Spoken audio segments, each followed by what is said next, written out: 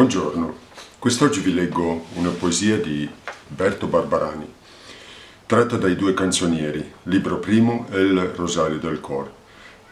La poesia si intitola La Pita ed è del 1895. Quando che il campanel della mia vita l'ha battuto i 20 anni, mo sentì una certa roba e inscrisolì, così come quando d'inverno si va in slitta. Mia mamma, che l'avea cotonapita, la me l'ha data da tagliare a me, dicendome, da anco spartisi ti, faghe da uomo e taglia su dritta. Mio c'è un cortellon lungo, 3 spane, e perché me fradei disea, poverina, godito, mostri a casa con le mani. E taglia, un tocco per canton, la parte meglio andava per cucina. E taglia, me resta il groppon. Mi ho ciappalaterina in testa a me fradel, che l'ho piantato.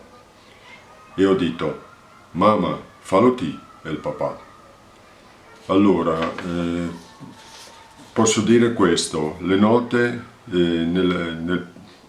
la pita nel titolo, appunto, che è il titolo della poesia, è il pollo d'India, o anche il tacchino, insomma, in poche parole. Da noi nel veronese si indica il tacchino come il pito, appunto.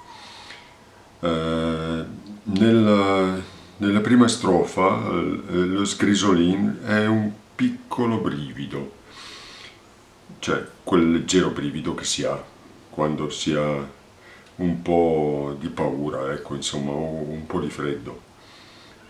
E ancò significa in dialetto veneto oggi, in dialetto veronese soprattutto. Bene, vi ringrazio per l'ascolto e arrivederci.